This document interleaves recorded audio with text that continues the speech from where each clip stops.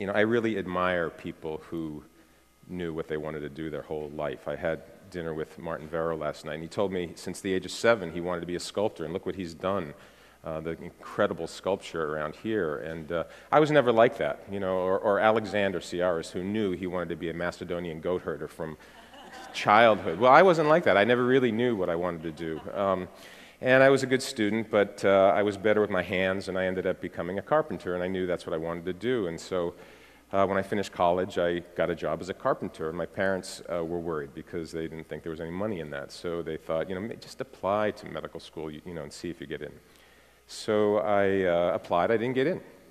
I did get on the waiting list, but I still had my job as a carpenter. So remember the day I was in my van, had a job out in Utah. I was driving down the driveway, and my mother comes running out. She says, "Mark, wait, wait." "What, Mom, what?" "It's medical school on the phone." So they call. I had gotten in on the waiting list, and she said, "Well, look, why don't you just come in, we'll think about it, talk about it." And sure enough, convinced me to try it out. So one thing led to another, and if someone had told me, 20 years ago that I was going to be a spa doctor, I would have laughed because it was the farthest thing from my mind. But it turns out that it's been a very interesting journey. And I've probably traversed more medicine than any other doctor in history because I started off in primary care as an internal medicine doctor. Then I went into acute care in the intensive care unit. I went into emergency medicine, and here I worked in inner cities and in clinics. And now here I am at Canyon Ranch. So I think I've got the broadest experience and perspective that any other doctor could possibly have. And I love it. It's a great place. People come for checkups and get healthy and learn how to eat right. And if food is medicine, then I think we all could probably take better medicine. It's interesting because if food is medicine, I really think that different people need different medicine. It just doesn't make sense that all humans should eat the same diet. Pretty sure that an Eskimo diet is good for an Eskimo, and Mediterranean diet is good for a Greek. But I'm not sure that everybody else should be on exactly the same diet. So as you can imagine, people come to Canyon Ranch and they want to lose weight. And I've seen just about all the diets. Everybody's own particular diet. Now you've got the Zone and the Ornish diet and the medical diets. You've even got the Subway diet and the drive-through diet now. So you've got these amazing range of diets, and I've seen them all because people come in and they tell me they've had this experience with this diet and they lost weight on Atkins and they put it back and they went on the Zone diet and they went to the South Beach, and this rotating idea of trying different diets until something works. I think a lot of us have had an experience with that, and we've maybe had some success, tried something else, we gained the weight back, try it again. And wouldn't it be better if we had a way to really figure out what diet was best for us? So we started investigating this at Canyon Ranch, and it intrigued me. And what's always driven me in my work has been curiosity. In fact, I started at Canyon Ranch 15 years ago after having my own health disaster. I had cancer, and I spent lost a kidney, but I spent a few years learning about cancer. How can I treat it? How can I reverse it? How can I prevent it? And I wrote a book about it. It was called Ultra Prevention. Well, a few years later, I realized I was middle-aged. I had survived my cancer. I wanted to live a long, healthy life, so I researched what it took to live longer. And I wrote a book, Ultra Longevity. So now I was thinking, well, maybe I could lose a few pounds. And so I started investigating more about what I could do because of curiosity. So some of the curiosities is that, different bodies had different health outcomes, and that is people that were shaped differently, maybe had a big butt or skinny legs, actually predicted where somebody would be headed in terms of their health. So what we started doing is started scanning people, and we have had over 1 million visitors to Canyon Ranch in the last 30 years, and about half of those have gone through some kind of health program. So we've collected a lot of information, a lot of data. And what we started doing is scanning people. Not the kind of body scans that Alexander does where he looks at your pancreas, but just bone density scans that also tell us very much about someone's body fat. And this is called a DEXA scan. It actually tells us where the fat is located on different people. So as we started scanning these people, we noticed that people really had different sort of body shapes and body types. They really stored fat in different places, and they, as a result, had different types of health issues and health outcomes. And so when we started looking at this data, we realized that where somebody stored fat where they stored energy, predicted their health outcomes. And not that that could be changed, because a lot of people think, you know, if you want to lose belly fat, you go in the gym and do some sit-ups. Of course, that doesn't work. It helps you to lose weight overall, but it doesn't really get rid of that belly fat. If you want to get rid of the belly fat, you've just got to lose fat overall. So we scanned actually over 4,000 people. We've got over 2,000 women and 1,000 men. And we started plotting the different parameters of their body fat. And we found that, yes, as body fat went up, both the butt and belly went up. But we found some people that had bigger butts and some people that had bigger bellies. And as they got fatter, they sort of trended towards even body fat. Men and women, there's a slight difference. And then we looked at age, and there wasn't much of a change really in age. In women, men had a slight decline in this ratio of body fat in the belly to body fat in the butt. And we call that the butt-to-belly ratio. And it's an important metric because the butt-to-belly ratio tells us really where people are storing energy. And as you probably know, some people end up getting a big butt, other people get a big belly. And it's not a man-woman thing, it's really very individual. But it's very telling because we know, we've linked this now with blood work. And what we did is on these people, we did blood work, like glucose levels, and we did diabetes checks, like a glucose tolerance test. We looked at their levels of insulin, how they metabolize sugar. We checked their cholesterol and their triglycerides, of course, the different particle sizes, the LDL, the HDL, the triglycerides. We looked at their vitamin D. They had stress tests and bone densities. And we started looking at this data and aggregating it, and what we found was very interesting. And that was that people in these different categories behave very differently, and that is there are 2 or 3 very basic sort of humans. And as Alexander's shown us, there's the type here that has the belly fat, and there's the type here that has fat under the skin, but also more around in the butt. And what we found was the people who stored fat in the belly had higher blood sugars, they had higher insulin levels, they had higher levels of glucose, blood sugar, after we gave them a dose of sugar. They had lower levels of cholesterol relatively, higher levels of triglycerides, which is the other fat. They had lower levels of HDL and LDL. So a very different pattern, in fact, almost opposite patterns, as you could see, for these 6 or 7 different parameters. We didn't find much difference in CRP or particle size, but in these other 7 parameters, we did find significant differences between the people who stored fat in the belly and the people who had it under the skin and more around the butt.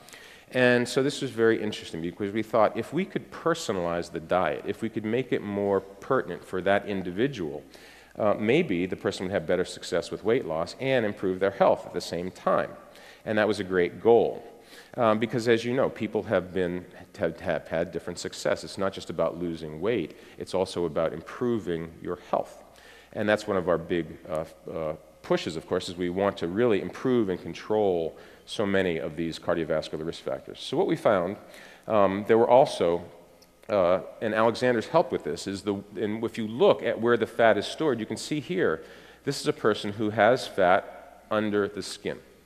And this is sort of my body type. I know if I pinch here and I pinch here and I pinch here, it all sort of pinches about the same.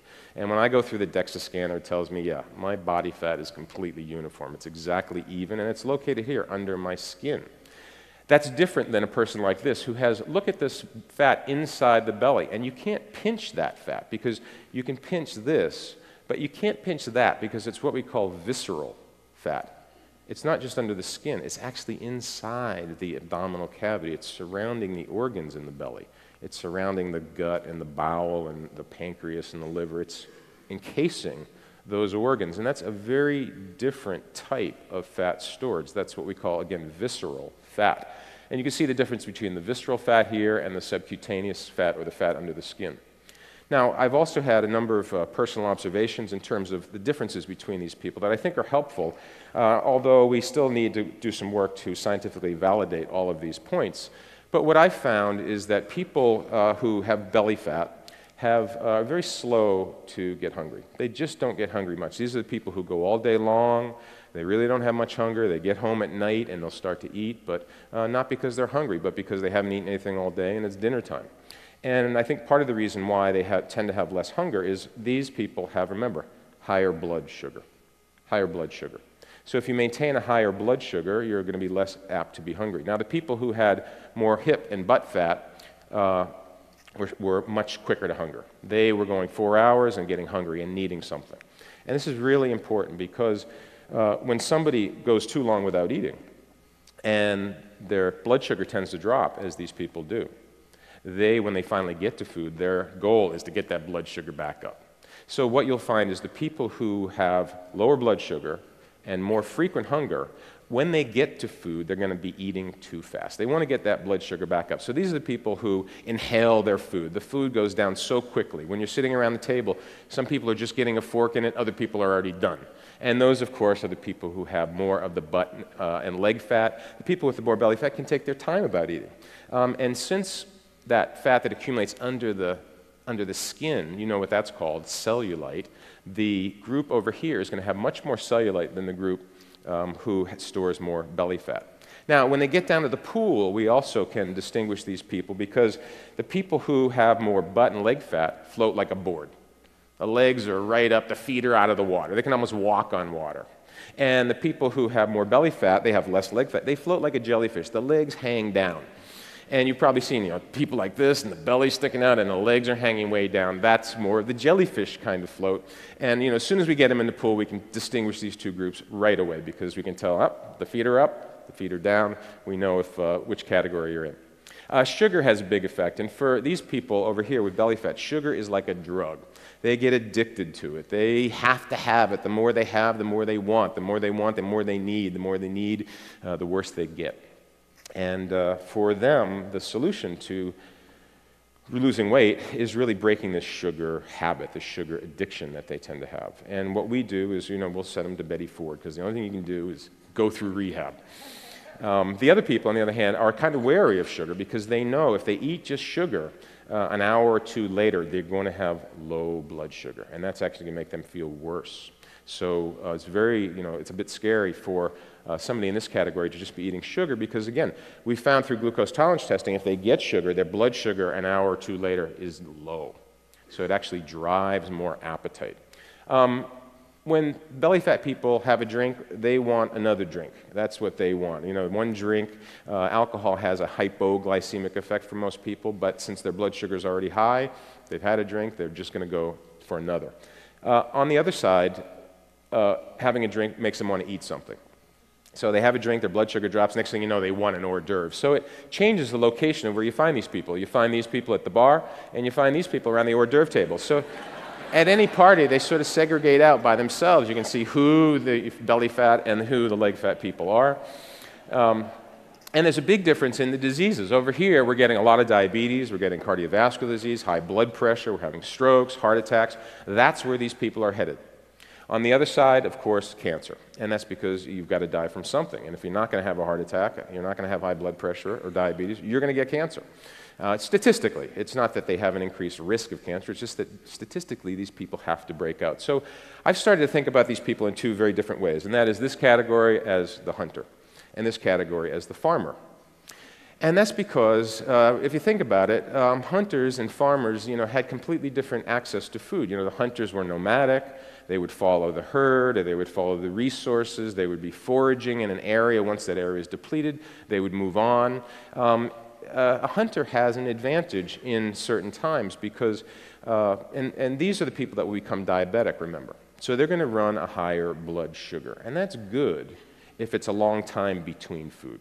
Because if you're not going to get to food for a while, you want to keep your blood sugar up. So if your blood sugar's high, you're going to be able to survive to go forage or find food or go get it. So these hunters have an advantage. And again, these are the diabetics. In our country right now, 40% of Americans are either diabetic or pre-diabetic. 40%. And you say, well, if something's so dangerous, why is it so prevalent? And the answer is that diabetes has a very strong selection advantage. It's good to be diabetic if food is scarce. If food is scarce and times are lean, you want to be diabetic because you want to be able to keep your blood sugar up so you can go find some food. Whereas the farmers, if times are lean and food is scarce, they're going away. And that's because their blood sugar is dropping down low. Now, a farmer, of course, is very much different. Farmers did what? They grew crops. They grew grains. So the farmers were stationary. They had their fields. They grew their crops. They stored up extra for the winter, for the drought, for the lean time. So they always had some food on hand. And they grew grain. So they grew corn, they grew rice, they grew wheat, they grew grains. And the farmers would store these grains up and always to have some food accessible. And they grew a surplus, of course, to feed their families in the village, etc. But they always had some food available. And that's the most important strategy for the farmer type. Because if a farmer goes more than about 3 hours without eating something, their blood sugar drops. And of course, if they're trying to lose weight, they think, oh, I should not eat because I'm trying to control my weight. And of course, then by the time they get to food, blood sugar's too low, they're going to overeat and eat too fast. So this becomes a behavior problem in the group of people who store fat in their legs and butt. So we have a very different population of people. We have different strategies. And my strategy here for the hunters is we've got to break the addiction to sugar. And when I say sugar, I also mean, grains and carbohydrates, the things that a hunter wouldn't have access to. If you're a hunter and you're a nomad and you're foraging, you're not going to have corn, you're not going to have wheat, you're not going to have rice, you're not going to have access to grains. And when we look at these people, they really do not tolerate these kinds of foods. They really just don't tolerate the grains at all. So we try to reduce the grain intake in the hunter group. The farmers, exactly the opposite.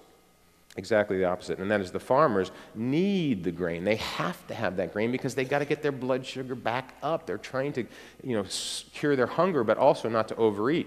So my rule for the farmers is never go 2 hours without eating something, and it's usually some kind of grain. Because if you're a farmer, you know that if you're hungry, an apple just doesn't really do it.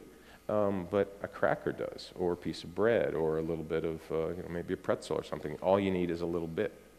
So never be more than arm's length away from a grain. So just to back up again, remember, the farmers are going to have lower blood sugar levels. They're going to have lower triglyceride levels. They're going to have higher cholesterol, but also higher good cholesterol, a lot more of the HDL cholesterol. So that's a very different pattern than the hunter, who's going to have a low HDL, low cholesterol, high triglycerides, and a higher blood sugar. Now, you're probably wondering, well, what happens when a hunter marries a farmer? And the answer is, first of all, it's hard to have dinner because she's eating that and he's eating that, and how do you really eat at home? Well, you don't. You go out. Then you can each order what you want. But their kids, of course, are going to have some blending of these two traits, and of course that's very normal for some people to have features of both the hunter and the farmer. Maybe you've got high triglycerides and a high HDL. It's possible. So right now, it's roughly a third, and a third in the middle. And so how does this really affect our dietary strategies? Well, in this study that came out of the archives in 2006, showed that it actually was a meta-analysis. It compared 5 of the top diets to see really what worked and what didn't. And what they found was, after a year, both the low-carb and the low-fat diet were equal in terms of weight loss across this population. But 2 other things are very important. The low-fat diet was better at lowering cholesterol, especially the LDL cholesterol.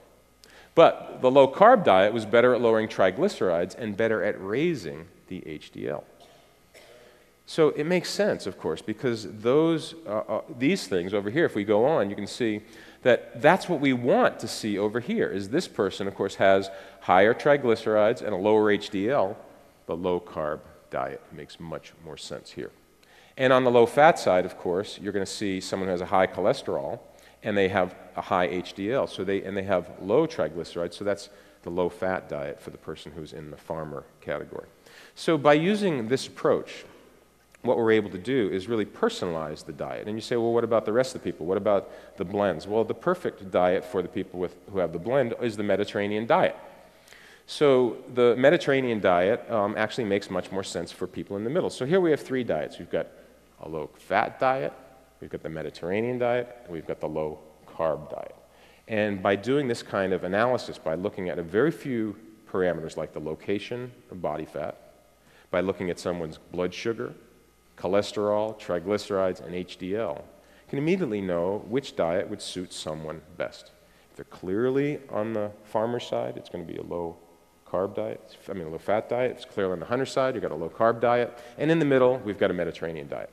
So as this paper said, the Mediterranean low-carbohydrate diets may be effective alternative to low-fat diets. The more favorable effects on lipids and glycemic control of the Mediterranean diet sets personal preferences and metabolic considerations might inform individualized tailoring of dietary interventions. I can imagine a solution to obesity where people are able to easily learn which way of eating is best for them. Thanks very much.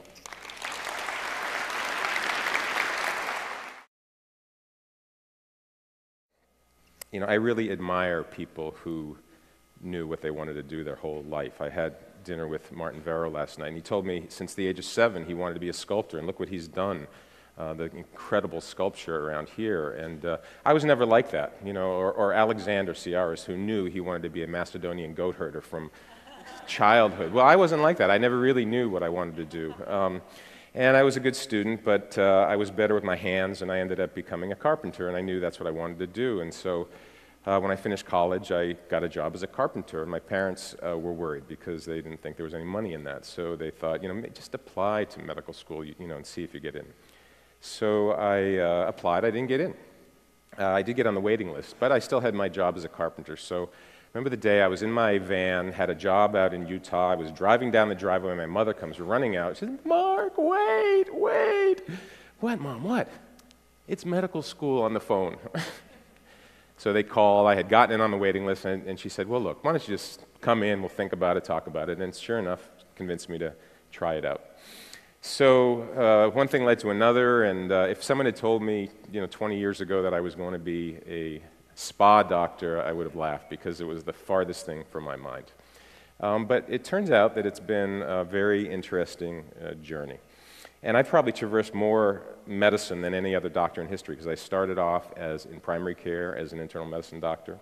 Then I went into acute care in the intensive care unit. I went into emergency medicine, and here I worked in inner cities and in clinics. And now here I am at Canyon Ranch. So I think I've got the broadest experience and perspective that any other doctor could possibly have. Different parameters of their body fat. And we found that, yes, as body fat went up, both the butt and belly went up, but we found some people that had bigger butts and some people that had bigger bellies, and as they got fatter, they sort of trended towards even body fat. Men and women, there's a slight difference. And then we looked at age, and there wasn't much of a change really in age. In women, men had a slight decline in this ratio of body fat in the belly to body fat in the butt. And we call that the butt-to-belly ratio. And it's an important metric because the butt-to-belly ratio tells us really where people are storing energy. And as you probably know, some people end up getting a big butt, other people get a big belly. And it's not a man-woman thing, it's really very individual. But it's very telling because we know, we've linked this now with blood work. And what we did is on these people, we did blood work, like glucose levels, and we did diabetes checks, like a glucose tolerance test. We looked at their levels of insulin, how they metabolize sugar.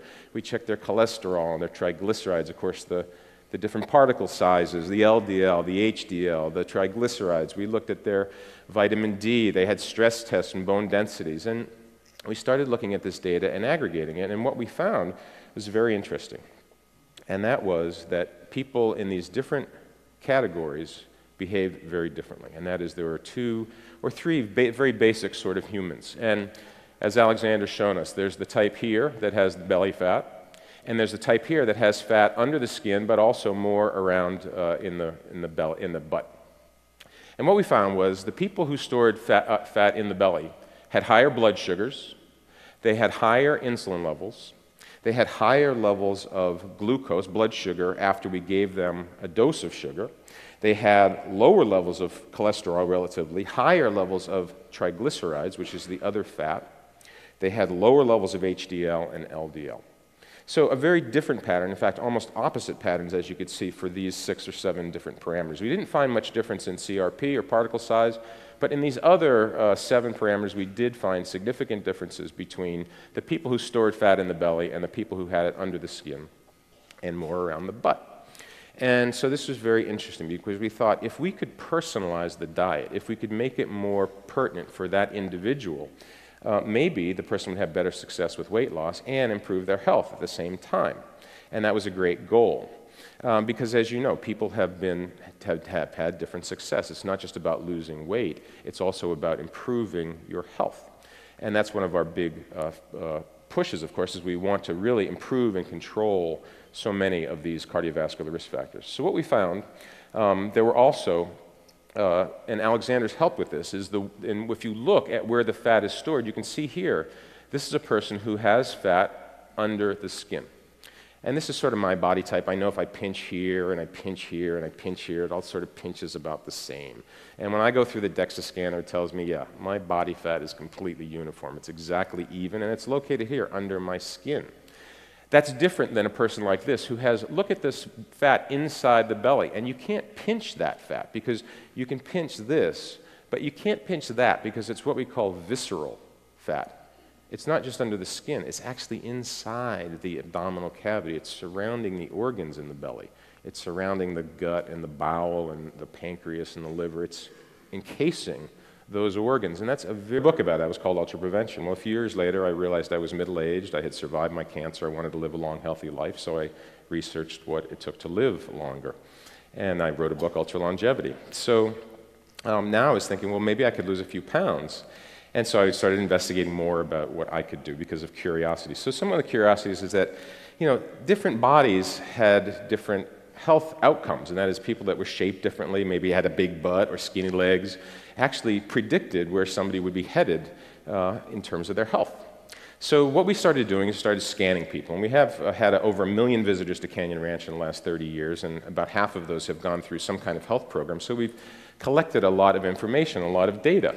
And what we started doing is scanning people. Not the kind of body scans that Alexander does where he looks at your pancreas, but just bone density scans that also tell us very much about someone's body fat. And this is called a DEXA scan. It actually tells us where the fat is located on different people. So as we started scanning these people, we noticed that people really had different sort of body shapes and body types. They really stored fat in different places, and they, as a result, had different types of health issues and health outcomes. And so when we started looking at this data, we realized that where somebody stored fat, where they stored energy, predicted their health outcomes. And not that that could be changed, because a lot of people think, if you want to lose belly fat, you go in the gym and do some sit-ups. Of course, that doesn't work. It helps you to lose weight overall, but it doesn't really get rid of that belly fat. If you want to get rid of the belly fat, you've just got to lose fat overall. So we scanned actually over 4,000 people. We've got over 2,000 women and 1,000 men. And we started plotting the and I love it. It's a great place. People come for checkups and get healthy and learn how to eat right. And if food is medicine, then I think we all could probably take better medicine. It's interesting because if food is medicine, I really think that different people need different medicine. It just doesn't make sense that everybody, all humans, should eat the same diet. Pretty sure that an Eskimo diet is good for an Eskimo, and Mediterranean diet is good for a Greek. I'm not sure that everybody else should be on exactly the same diet. So as you can imagine, people come to Canyon Ranch and they want to lose weight. And I've seen just about all the diets, everybody's own particular diet. Now you've got the Zone and the Ornish diet and the medical diets. You've even got the Subway diet and the drive-through diet now. So you've got these amazing range of diets, and I've seen them all because people come in and they tell me they've had this experience with this diet and they lost weight on Atkins and they put it back, and they went on the Zone diet and they went to the South Beach, and this rotating idea of trying different diets until something works. I think a lot of us have had an experience with that, and we've maybe had some success, tried something else, we gained the weight back, try it again. And wouldn't it be better if we had a way to really figure out what diet was best for us? So we started investigating this at Canyon Ranch, and it intrigued me, and what's always driven me in my work has been curiosity. In fact, I started at Canyon Ranch 15 years ago after having my own health disaster. I had cancer, and I spent lost a kidney, but I spent a few years learning about cancer. How can I treat it? How can I reverse it? How can I prevent it? And I wrote